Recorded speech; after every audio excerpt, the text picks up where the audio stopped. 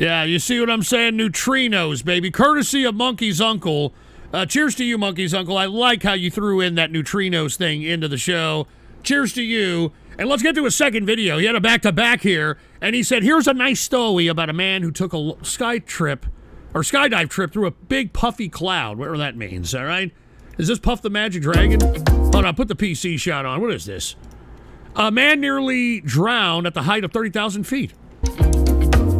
What, in a cloud? Not many survival stories can rival the miracle that happened to Marine Lieutenant Colonel William Henry You could drown Rankin in a cloud? 1959. See for yourself.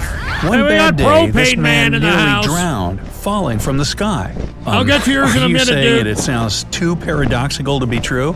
Then take a seat. I'll tell you a story. It was July 26, 1959, Drowned in when a Rankin was cloud? piloting his F-8 Crusader, a He had to single-engine abandon ship? supersonic aircraft along the North Carolina coast. It was a high-altitude flight, and Rankin, together with his wingman, Navy Lieutenant Herbert Nolan, were flying at the height of more than 47,000 feet. Their jets, nicknamed Look at Candy these idiots. Stripers Yay, more because of their cartoons. unusual What a orange and fucking bunch of silver-gray jerk coloring, dicks. were moving through the air smoothly and lightning fast. See, now y'all are pissing me The only off. thing that could cause some trouble was a storm that was raging far Now beneath y'all the are starting to planes. piss me But off. I was now, in a good it didn't mood. present any threat. However, the pilots were supposed to pass through this storm on their way All to right, the give me a Marine smoke Air here. Base at Beaufort, South Carolina. Things took a turn for the worse when the aircraft was approximately 9 miles and mere Once minutes again, away from a the military pilot base. allegedly Suddenly, drowns Rankin's or almost engine drowns quit, in a and the cloud. fire warning light switched on. Unable to restart the engine that lost all power, Mama Luigi the said, man knew right. he didn't have many When I options. said enemy, That's that was a why, shot in the desperate dark. to keep his plane from gaining Cheers to speed Mama and Luigi going over into there a in complete Rumble. nosedive, Rankin radioed his partner, "Engine failure. I have to eject." It was a terrifying what? You have to decision since jack. the altitude was too extreme and the Marine didn't have a pressure suit. The only thing that could help him survive was an oxygen mask with a limited oxygen supply. In any case, the pilot didn't have a choice. Had to get out. Without hesitation, he pulled the overhead handle that triggered the ejection, and in no time, he was in the air, and his plane disappeared in the clouds below. Now, Rankin was in a free fall at a height of 40,000 feet with Damn. a temperature of minus 65 degrees Fahrenheit. Jeez. Usually, sports skydivers make their jumps from a height of 3,500 to 10,000 feet. Only highly experienced experts jump from altitudes higher than 15,000 feet. Like that Even then, Bumgardner it can guy? lead to serious complications if they don't Remember have that all the Bumgardner did necessary that shit, equipment, like from including a fucking pressure space or suit, some which, shit? as you remember, Rankin didn't have. This means that when the man found himself in the air at such an unprecedented height, he experienced severe decompression. It felt as if his stomach had increased to well, yeah, twice the his pressure, size, I and his see. nose seemed like it was about to explode. I His get it. eyes, ears, and mouth started to bleed. For several blood-curdling moments, the Marine was sure that the decompression would finish him right away. Little did he know, he had a much more severe trial ahead. Oh, what? He's going to run Rankin into a continued cloud? falling, and all he could feel besides all-encompassing fear was the shocking cold. His wrists and ankles were burning, as if someone had put ice directly on his skin. Oh, my God. He'd lost one of his gloves while leaving the plane, and his left you hand kidding me? felt completely numb.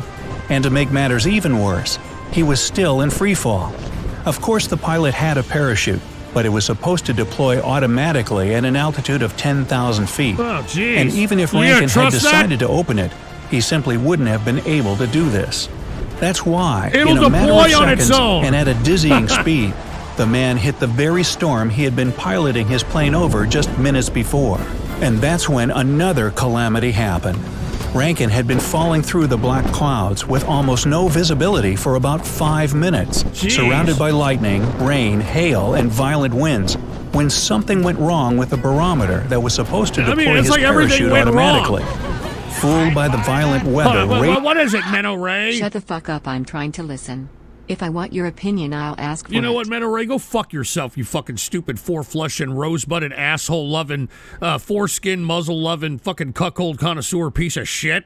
raging around the Marine, it triggered prematurely, and the man got stuck in the very middle of a thunderstorm. But it wasn't just any old thunderstorm. No, the unlucky 39-year-old fighter pilot plunged straight into a cumulonimbus cloud. Cumulonimbus? These clouds, which often look like huge puffy mushrooms, are incredibly dense and tend to appear in areas where the atmosphere is extremely unstable. Okay. Also, such clouds are vertical, and the peaks of the most monstrous ones can reach the height of 70,000 feet. So it's like a big the taller blob the of fucking cumulonimbus water? cloud is, the more unstable and violent it is inside.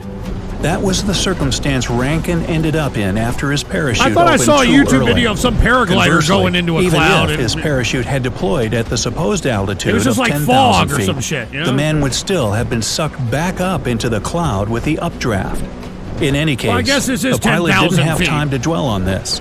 His body was tossed about as if he were nothing more than a rag doll. He would hit the fabric of his parachute, fall back down, and repeat this cycle again. The tossing was so bad that even the experienced fighter pilot felt seasick.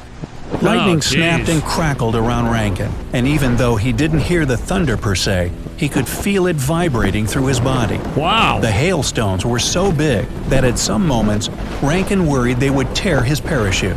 But the Good worst God. happened when the pilot was I mean, falling come on, through the this rain. is a lot of bad For luck several here. terrifying moments, the man was sure that he would drown.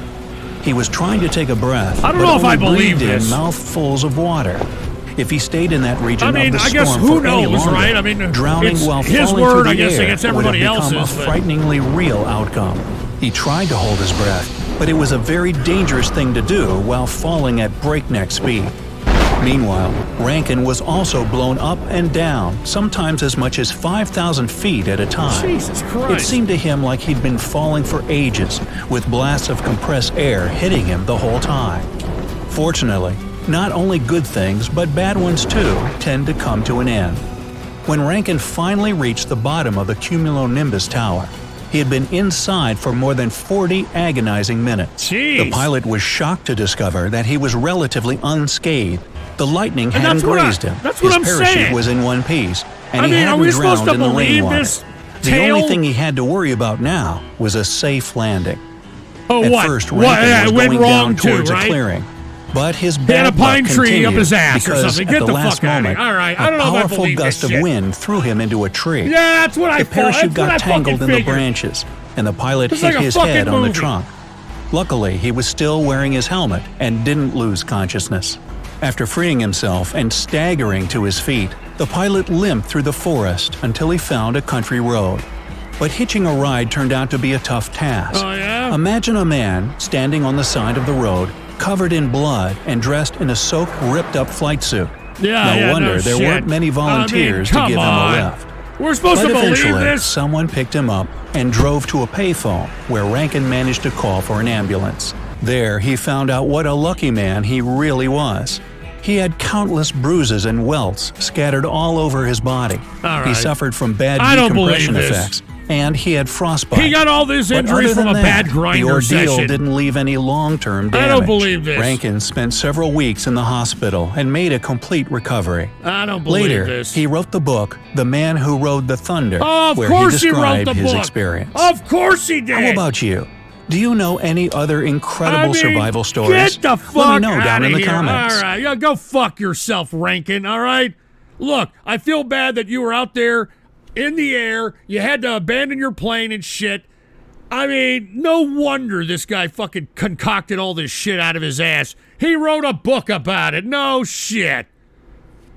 Good God. Anyway, thank you, Monkey's Uncle. That was actually rather interesting, but you know, the fact that, oh, well, everything, he had to abandon his plane, and then he had to dodge hail, and then he had to ride lightning, and then he had, just, come on, then he had to ride a tornado like Pecos fucking Bill. All right, anyway, but cheers, Monkey's Uncle. I hope that you're chilling with us tonight. I appreciate it, man. Cheers to you.